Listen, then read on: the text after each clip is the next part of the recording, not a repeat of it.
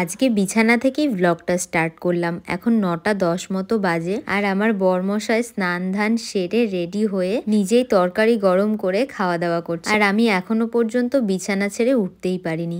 এইটা দেখে অনেকে আবার অনেক রকম মন্তব্য করবে, আর তাদের সব প্রশ্নের উত্তরই আমি দেব।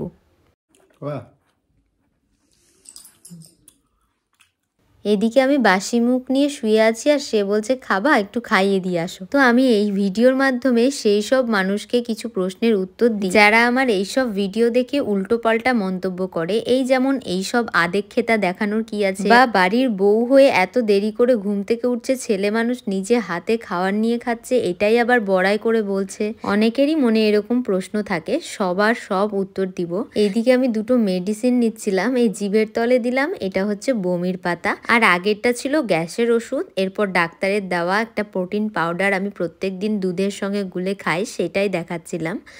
আর এই সময়টা চলছিল আমাদের অছুজের সময়, আর কালকে হচ্ছে কামান, তাই আমি আগের দিন কয়েকটা কাজ বাজ সেরে রাখছিলাম। যেমন সব লবণগুলো ফেলে দিলাম, কিছু কাঁচা ধোয়া করেছিলাম, এর মাঝে আমি আবার একটু কাজু কিশমিশ খাচ্ছিলাম, যদিও বা ভালো লাগে না।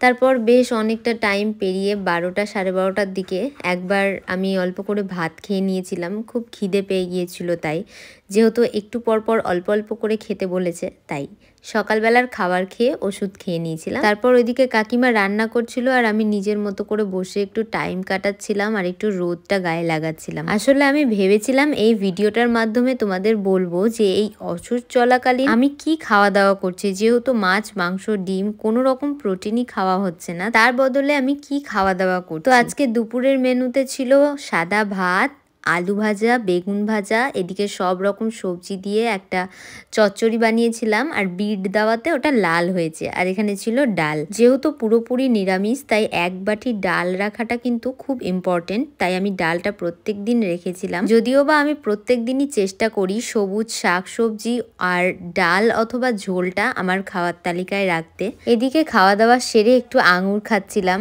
যদিও বা খাওয়া দাওয়ার পর একটা ফল খাওয়ার তালিকাতে রাখাটা ভীষণ ইম্পর্টেন্ট, বাট আমার সেটা একদমই হয়ে ওঠে না। মানে আমার একটুতে পেট ভরে যায়, পেটটা ফুলে ওঠে। আজকে যেহেতু ভিডিও বানাচ্ছি সেই জন্য আমার খাওয়ার চারটা যেন একটু বেশি। এদিকে দুজন মিলে একটু চকলেট খাচ্ছিলাম। এখন সন্ধ্যা হয়ে গিয়েছে, মোটামুটি 7টা 7:30টা মতো। যেহেতু দইটা কালকে এনে রেখেছে, বেশি দিন রাখলে নষ্ট হয়ে যাবে, তাই দইটা তাড়াহুড়ো করে খেয়ে নিচ্ছিলাম। তা না হলে এসে ডাইনিং টেবিলের ওপর দইটা দেখলে আমার পিঠে লাঠি ভাঙবে। আর এর আগের দিনে তেল হলুদ ছাড়া মোমো খেয়ে তোমাদের দাদাভাই পুরো ফিদা হয়ে গিয়েছে, তাই বারবার বলছিল যে আরেকদিন যেন বানাই। তো সেরকমটাই আজকে একটু মোমো বানিয়েছিলাম। এই নিয়ে বাড়িতে আমি সেকেন্ড টাইম মোমো বানালাম। সত্যি খেতে কিন্তু খুব সুন্দর হয়েছিল।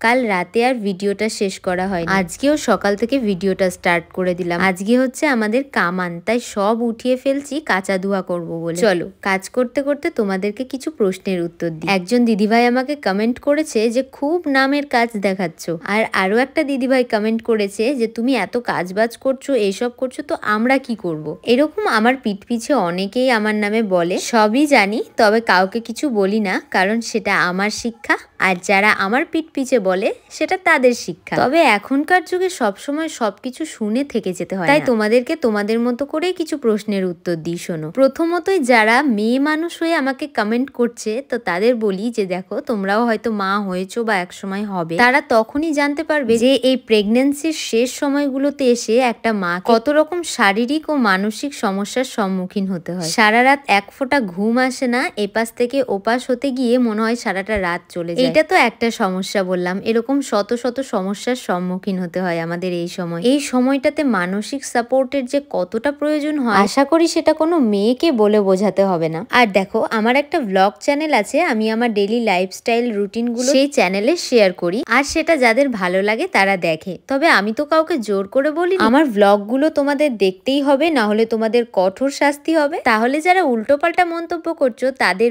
ব্লগগুলো দেখছোই বা কেন, যদি তোমাদের এতই খারাপ লাগে, নাকি মানুষের মানুষের পিঠ পিছে উল্টোপাল্টা মন্তব্য না করলে তোমাদের খাওয়ার হজম হয় না বলো দেখি। এদিকে যারা বলছে যে এইসব আদিক্ষেতা দেখানোর কি আছে, তাদের বলি যে দেখো, আমার হাজবেন্ডের যেখানে কোনো রকম প্রবলেম নেই, সে যখন আমার সমস্ত রকম আবদার, আমার সমস্ত প্রবলেমগুলো বুঝতে পারছে, তারপর আমাকে ফিজিক্যালি মেন্টালি সব রকম ভাবে সাপোর্ট করে, হেল্প করে, সেখানে তোমাদের কি প্রবলেম সত্যিই জানি না। আর কেউ আমাকে বুঝুক না বুঝুক, আমার বর আমাকে ভীষণভাবে বোঝে। আশা করছি সবার সব প্রশ্নের উত্তর আমি দিয়ে দিতে পেরেছি। তো আজকে যেহেতু কামান ছিল, এদিকে কামিয়ে উঠে স্নান ধান সেরে পুরো ফ্রেশ হয়ে গিয়েছি, আর এদিকে কাকিমা রান্না বান্না করে দিয়ে গেছে। খাওয়া দাওয়া সেরে এখন আমরা একটু রোদে বসেছিলাম। তো গাইস, এখন সন্ধ্যাবেলা 6টা বাজে। দুপুরবেলা এইটুকু ভাত খেয়েছি, একদম ইচ্ছে করছিল না খেতে। তো এখন ভীষণ খিদে পেয়েছে। তাই এখন আমি চাউমিন বানাচ্ছি। দেখো, চাউমিনটা অলরেডি হয়ে গিয়েছে, তাই আমি চাউমিনটা নামিয়ে নেব। এখন আমরা তেল হলুদ দিয়ে নিরামিষ খাবার খাচ্ছি, কারণ অসুচে পড়লে আমাদের নিয়ম প্রথম 7 দিন তেল হলুদ ছাড়া সেদ্ধ খেতে হবে, আর 7 দিনের দিন সন্ধ্যাবেলায় তেল হলুদ দিয়ে রান্না করে খেতে হবে, আর 10 দিনের দিন কামান, 11 দিনের দিন শ্রাদ্ধ, আর 12 দিনের দিন মৎস্যমুখ করতে হবে। ব্যাস এই হলো নিয়ম। আর এই দেখো, এটা হচ্ছে কুম্ভ মেলার প্রসাদ, তোমাদের দাদাভাই এইমাত্রই নিয়ে এলো, সঙ্গে কুম্ভের জলও ছিল। তো যাই হোক, আজকে সন্ধ্যাবেলা একটু বেরোবো বলে মনে করে সেই রকমই রেডি হয়ে নিয়েছি, আর যাব হচ্ছে একটু শপিং করতে। কয়েকটা টুকটাক কেনাকাটার ছিল। চলে এসেছি শপিং মলে, এসে এদিক ওদিক ঘুরে ফিরে টুকটাক অনেক কয়েকটা জিনিস কিনে নিয়েছি। এখানে আবার একটা চেয়ার দেখতে পেয়েছিলাম, সেটা দেখে আমি তাড়াহুড়ো করে বসে পড়েছিলাম, কারণ ভীষণ কষ্ট হয়ে যায় জানো তো। তো শপিং করে চলে যাব বাড়ি গিয়ে দেখাচ্ছি কি কি নিলাম। বলতে চাইছি আমি গিফটটাই খুলতে পারছি না। এই গিট কি আর সে গিট যে ঝট করে খুলে যাবে? গিফটটা না, হাজবেন্ডের বাড়া গিফট, সহজে খুলবে না। এগুলো আমরা এখন শপিং করে আনলাম। দেখি প্রথমে একটা চাকু,